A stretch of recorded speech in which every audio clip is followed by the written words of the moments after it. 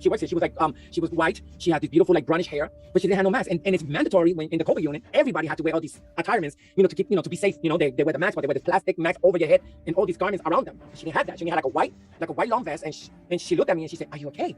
And I looked at her. She was so close like this. And I looked at her and said, I went like with my head, like, no, I'm not okay. And then she told me, "Don't worry, you're gonna be fine." And then I saw when she put her hand in my oxygen, and she raised it to 20. And when she raised my oxygen to 20, I started breathing again. And she touched me and she told me, "You're gonna be fine." And I was looking at this beautiful woman. I said, "Who is she?" And she works there. I'm sure she works there, Randy. And I was like, and then when she left, I looked back and she was gone. And right there, I felt my body left, my spirit left my body. And I was standing in the hospital. In the hospital, I was standing. And then he called me again. He said, "Edgar." And then I said, "Who are you?" And you know what he told me? He told me, "I am." I said, "Okay, I am, whatever. Who are you?" "I am." Hallelujah. Hallelujah. And right name there, that Jesus called himself, which is the Exodus name for God. yes. And then right there, Randy, he spoke to me. Let me tell you this. I only could hear the voice, but I couldn't see him. I only saw him once in the picture. I did not see him in the hospital.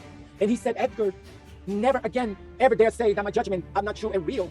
So I started crying. I couldn't believe my spirit was crying. I felt tears coming out of my spirit. If I was a spirit, tears, I was crying. And I told Lord, "When have I told you that your judgments are not real? I wouldn't even dare to offend you like that." Right there, Randy, he took me to this place, my home. And I saw myself praying in my room. And I was praying. I was like, "I don't believe in COVID. I believe that this is nothing but the enemy. This is a trick. This is blah, blah, blah, the news and blah, blah, blah." I was like, "I don't believe in this. I don't believe this is coming from God. And I don't think this is God doing this."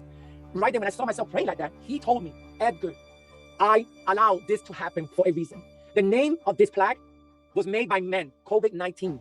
But this plague, I allow it for a reason." And he told me, "Who are you, Edgar, to dare say that this is not real? When I allowed 10 plagues in Egypt, they could let my people go, Israel. They could leave Egypt. I had to allow 10 plagues. And this is only one that's happening right now around the world." And when he told me that, he said, "I allow this to hit you because I want to talk to you.